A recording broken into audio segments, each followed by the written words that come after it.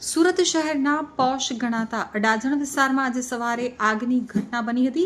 અડાજણ 4 રસ્તા પાસે આવેલી BAPS હોસ્પિટલની નજીકની દુકાનોમાં અચાનક ભીષણ આગ ફાટી નીકળતા સમગ્ર વિસ્તારમાં ભારે અફરાતફરીનો માહોલ સર્જાયો હતો।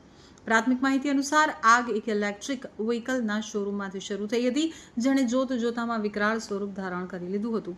બાજુમાં આવેલ ઓપોલો ફાર્મ્સ અને રેસ્ટોરન્ટને પણ ચપેટમાં લેવામાં આવ્યા હતા। તો ફાયરની ટીમે ભારે જહેમત બાદ આગ ઉપર કાબુ મેળવી લીધો હતો।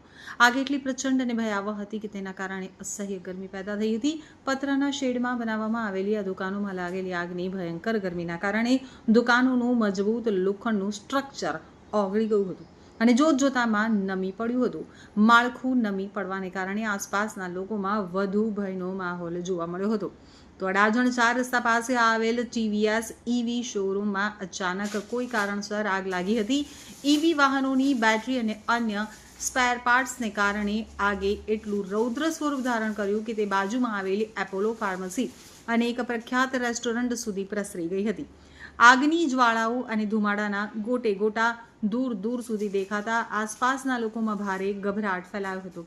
તો શોરૂમમાં મૂકેલા વાહનો પણ આગની ચપેટમાં આવી જતા બળીને ખાખ થઈ ગયા હતા। ઘટનાની ગંભીરતાને જોતા સ્થાનિક લોકોએ તાત્કાલિક ફાયર વિભાગને જાણ કરી હતી। મેસેજ મળતાની સાથે જ સુરત ફાયર વિભાગની અલગ અલગ 5 સ્ટેશનોની 10થી વધુ ગાડીઓ કાફલા સાથે ઘટના સ્થળે દોડી આવી હતી। તો ફાયર ફાઇટરોએ આગ વધુ ન પ્રસરે તે માટે ચારે તરફથી પાણીનો ભારે મારો ચલાવવાનું ચાલુ કર્યું હતું। ભારે જહેમત બાદ ફાયર વિભાગે આગ ઉપર કાબુ મેળવ્યો હતો। આગની આ ઘટના ચાલુ બજારે અને હોસ્પિટલ જેવા ભીડભાડવાળા વિસ્તારની નજીક બની હોવા છતાં સમય સૂચકતાના કારણે કોઈ મોટી જાનહાનિ થઈ નથી।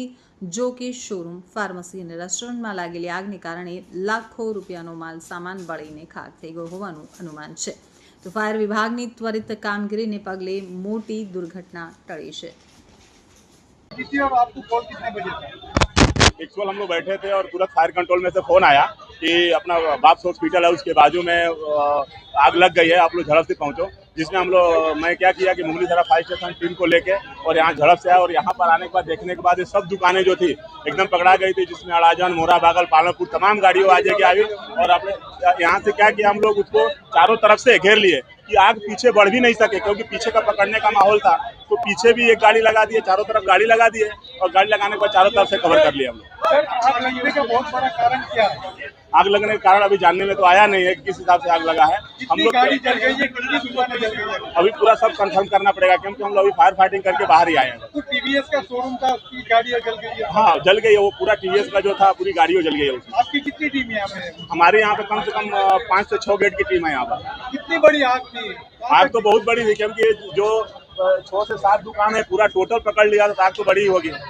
आपने जो मेहनत की इसके बाद रंग लाई आपकी मेहनत हम लोग तुरंत आए और जोखम लेके और चारों तरफ से इसको घेर लिए कि आग पीछे बढ़े नहीं, और हमने कवर करके इसको आग को बुझा दिया। और ये छपड़े का जो पतरे का सेट लगा हुआ है, इसके बारे में आप क्या बोलोगे? इसके बारे में हम बाद में, अभी फायर फाइटिंग थोड़ा कूलिंग करना बाकी है, एक कर लेते हैं, फिर आपको हमारे जो साहब हैं वो बताएंगे।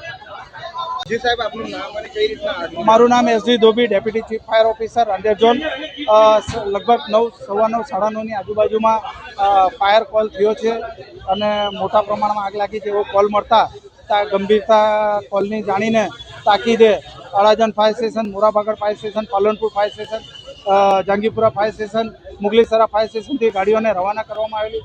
અમારા ડિવિઝનલ ઓફિસર ઠાકોર સાહેબ, અમારા ડેપ્યુટી ચીફ ફાયર હેડ હાઉસ સાહેબ, હું મારી ટીમ તાત્કાલિક ઘટના સ્થળે આવીને આગ ઓલવવાની કામગીરી ચાલુ કરેલી અને આ ફાયરની ટીમના સમય સૂચકતાના કારણે જે આગ વધુ માત્રામાં પસરી શકે તેમાં એને કંટ્રોલ કરવામાં આવેલી છે। લગભગ 3 થી 4 દુકાનમાં આગ લાગેલી છે અને બાકીને આગને કંટ્રોલ લેવામાં આવે, આગને રોકવાથી ઘણી બધી પ્રોપર્ટીને બચાવી લેવામાં આવે છે। નુકસાનનો હજુ આંકડો અમારી પાસે આવ્યો નથી, અમારી અત્યારે કુલિંગની કામગીરી ચાલુ છે।